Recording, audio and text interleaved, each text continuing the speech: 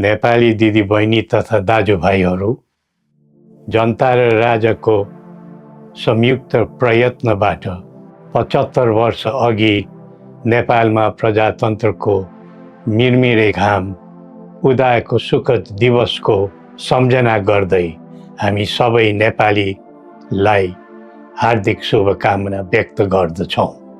प्रजातन्त्र स्थापनाको निम्ति उदारता दर्शाइ बक्सिने हाम्रो जिजुबुवाजू राष्ट्रपिता श्री 5 त्रिभुवनको सम्झना गर्दै मौसुफप्रति हामी श्रद्धा सुमन अर्पण गर्दछौँ। प्रजातन्त्रका निम्ति जीवनदान दिने ज्ञात अज्ञात शहीदहरू र प्रजातन्त्रका लागि क्रियाशील रहने सबै पात्रहरूप्रति पनि हामी श्रद्धा भाव व्यक्त गर्दछौँ। केही महिनाको झापा बसाई पश्चात राजधानी फर्किने क्रममा हाम्रो स्वागतमा सामेल हुनुहुने उपत्यकाका आदिवासी नागरिक एवं आम जनसमुदायमा हार्दिक आभार सहित धन्यवाद अर्पण गर्दछौँ। मुलुक असामान्य अवस्थाबाट गुज्रिरहेको वर्तमान अवस्थामा हामीप्रति दर्शाएको यस्तो प्रेम र सद्भावले हाम्रा मन र मुटु मात्र छोएको नभई हाम्रा निम्ति एउटा अटल दायित्वबोधको प्रेरणा पनि मिलेको छ। सिङ्गै मुलुक यति बेला अस्वाभाविक छटपटीको भुमणीमा फसेको छ। देशको अस्मिता र अस्तित्व नै सङ्कटमा परेको महसुस हरेक देशभक्त नेपालीले गरिरहेका छन्। विगतमा अनेकौँ नाममा आन्दोलन र सङ्घर्ष भए। सङ्घर्षको आडमा परिवर्तन पनि गरिए, तर सबै प्रकारका परिवर्तनहरूले नेपाल र नेपालीलाई के दियो भन्ने आत्मा समीक्षा गर्नुपर्ने समय अहिले आएको छ। हाम्रो शत्रु विपन्नता र अस्थिरता हो, तर एउटा नेपालीको अर्को नेपालीलाई बैरी ठान्ने अवाञ्छित संस्कृतिलाई हामीले बढावा दियौँ, जसका कारण देश आज इतिहासकै सबैभन्दा गहिरो दर्दनाक स्थितिमा आइपुगेको छ। त्यसैले कठिन परिस्थितिमा परेको आजको मुलुकमा परस्पर घृणा र द्वन्द्वको राजनीतिमा पूर्ण विराम लगाउँदै सद्भाव र एकताको राजनीतिक संस्कृतिको प्रवर्धन गरौँ। प्रजातन्त्रमा राज्य व्यवस्था र प्रक्रिया संवैधानिक मान्यता अनुरूप चल्नु उपयुक्त हो।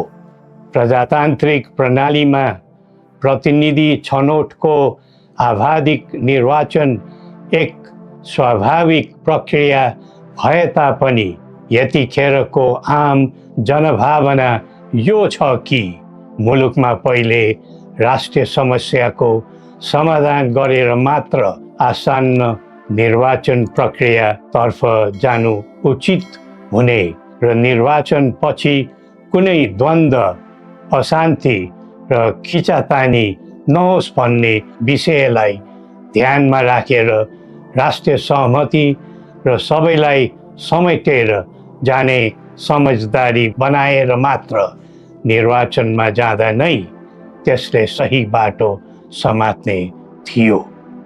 वर्तमान अवस्थामा अधिकार मात्र खोज्ने तर कर्तव्य नसोच्ने प्रवृत्ति मौलाइरहेको यस्तो दुःखद परिस्थितिमा आलो पालो भाग लगाएर खाउँ भन्ने सोचले होइन, मिलेर काम गरौँ भन्ने कर्तव्यबोधले मात्र मुलुकलाई नयाँ गति दिन सकिन्छ।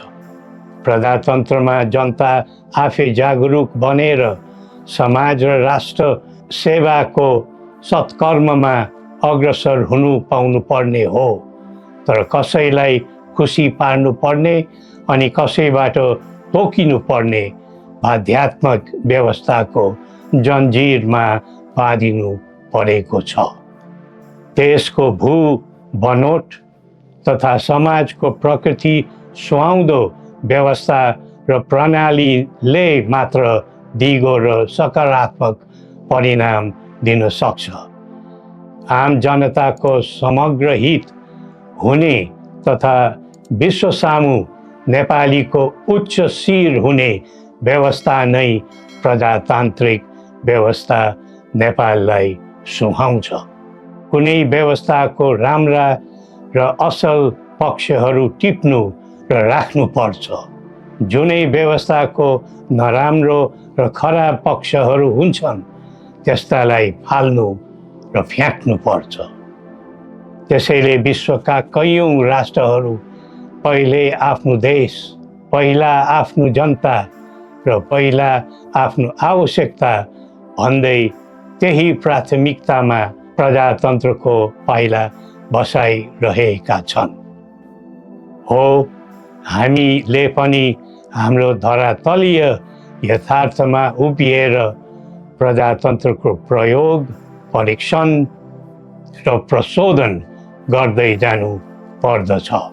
नेपालको एकीकरण, प्रजातान्त्रिकरण र आधुनिकीकरण सँगै जनताको बदलिदो चाहना र आवश्यकतालाई ध्यानमा राखेर समानुकूल परिवर्तन र परिमार्जन गर्दै आम जनताको दैनिक कामकाज सहज र सरल बनाउँदै जानुपर्ने आजको पहिलो आवश्यकता हो।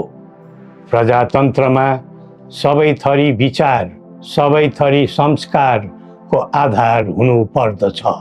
सबैले सबैलाई कदर गर्ने समन्वयकारी गुणबाट नै सामाजिक मूल्यको प्रजातन्त्र दिगो र दरिलो हुन्छ। अरूको भरमा परेर हामी अक्करमा नपरौँ। श्री पशुपतिनाथले हामी सबैको कल्याण गरून्। जय नेपाल।